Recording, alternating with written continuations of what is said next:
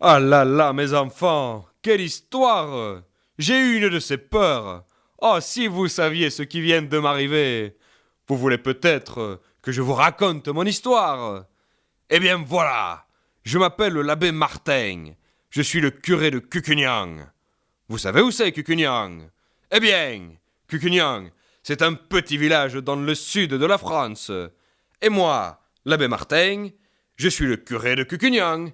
Et mes paroissiens s'appellent donc les Cucugnanais. Comme je suis leur curé, eh bien, je suis chargé de la part du bon Dieu de les guider pour les mener au paradis. Vous savez bien que quand nous mourrons, nous irons soit au paradis, si nous avons bien agi pendant notre vie, ou au purgatoire, si nous avons encore les grosses bêtises à nous faire pardonner, ou en enfer, si nous avons vraiment fait de très très grosses bêtises. Eh bien, maintenant je vais vous raconter mon histoire. Il y a quelques jours, j'ai fait un rêve.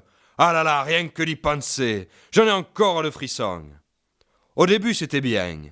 Figurez-vous que je me suis retrouvé à la porte du paradis.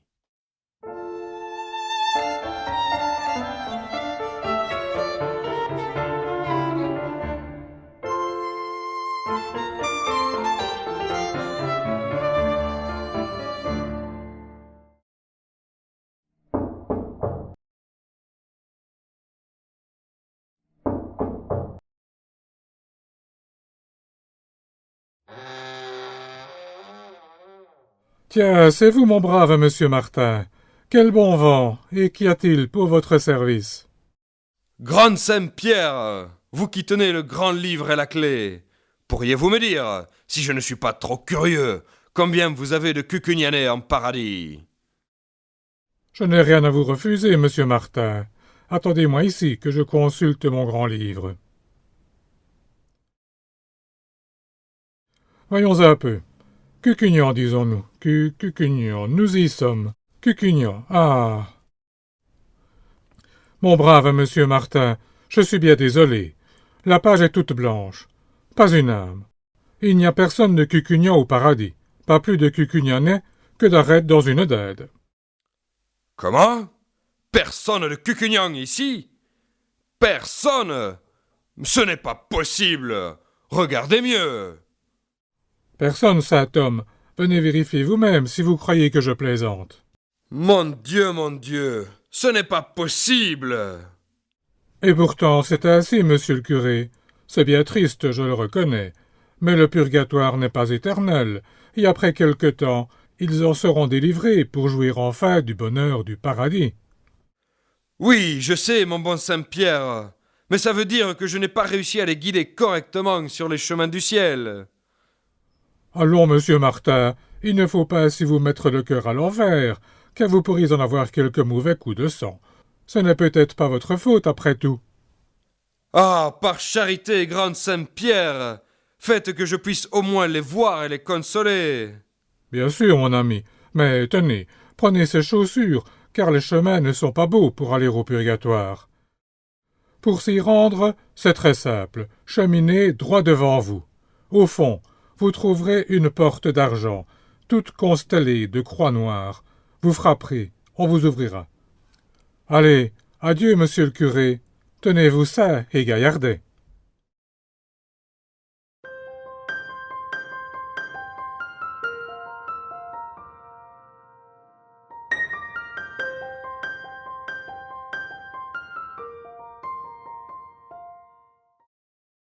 Aïe, aïe, aïe, aïe, aïe. Heureusement que j'ai pu mettre les chaussures que Saint-Pierre m'a données, sans quoi je ne serais jamais arrivé. Ah, voilà sans doute cette fameuse porte.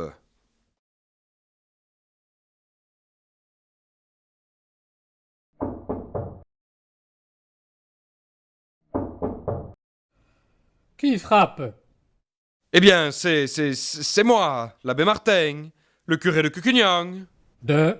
De Cucugnan. Me voici. Et alors? Que voulez-vous?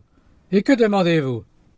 Bel ange de Dieu, je suis bien téméraire peut-être, mais je voudrais vous demander s'il serait possible de voir les Cucugnanais, de manière à pouvoir les consoler, les encourager. Les quoi? Les Cucugnanais, les gens de Cucugnan. Enfin, que c'est moi qui suis leur prieur, quoi. Ah, l'abbé Martin, n'est-ce pas? Pour vous servir, monsieur l'ange. Vous dites donc Cucugnan. Cucugnan, Cucugnan. Mais, monsieur Martin, nous n'avons en purgatoire personne de Cucugnan. Jésus-Marie-Joseph! Personne de Cucugnan en purgatoire! Ce n'est pas possible! Ô grand Dieu! Mais où sont-ils donc? Et saint homme, ils sont en paradis? Où diandre voulez-vous qu'ils soient? Mais j'en viens du paradis! Vous en venez? Eh bien, Ils n'y sont pas! Ah! Bonne mère des anges! ils n'y sont pas. Mais alors, que voulez-vous, monsieur le curé? S'ils ne sont ni en paradis ni en purgatoire, il n'y a pas de milieu. Ils sont... Sainte Croix, Jésus, fils de David! Aïe, aïe, aïe, est-il possible? Serait-ce un mensonge du grand Saint-Pierre? Non, non, ce n'est pas possible. Et je n'ai pas entendu chanter le coq. Aïe, pauvre nous! Comment irais-je en paradis si mes Cucugnanais n'y sont pas? Écoutez, mon pauvre monsieur Martin, si vous voulez, coûte que coûte, être sûr de tout ceci, et voir de vos yeux de quoi il retourne, prenez ce sentier. Filez en courant, si vous pouvez courir. Vous trouverez au fond un grand portail. Là, vous vous renseignerez sur tout. Dieu vous le donne.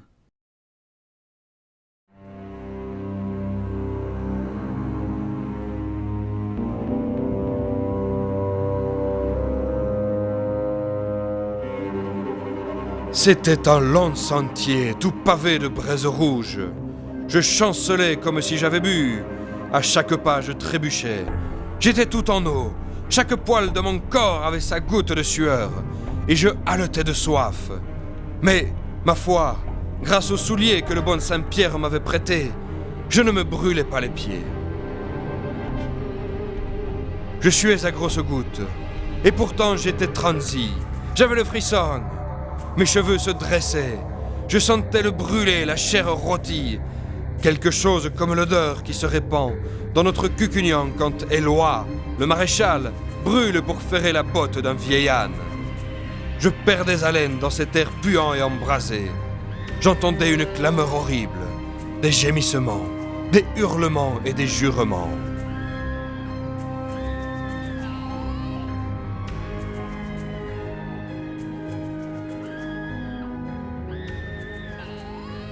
Et alors, tu vas te décider à entrer, toi? Moi? Mais je n'entre pas. Je suis un ami de Dieu. Tu es un ami de Dieu. Et, bougre de teigneux, que viens-tu faire ici, alors? Je viens. Ah, ne m'en parlez pas. Que je ne puis plus me tenir sur mes jambes. Je viens. Je viens de loin, humblement vous demander si par coup du hasard, vous n'auriez pas ici quelqu'un de Cucugnan. Ah, feu de Dieu, tu fais la bête, toi, comme si tu ne savais pas que tout Cucugnan est ici.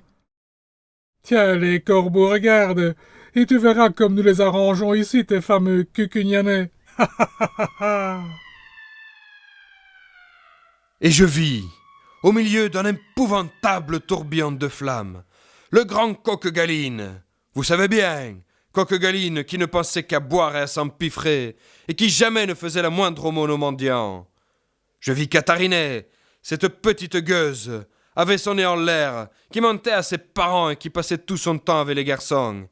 Il vous en souvient, mes drôles. Mais passons, j'en ai trop dit. Je vis Pascal Doigt de Poix, qui volait les olives de monsieur Julien pour en faire son huile.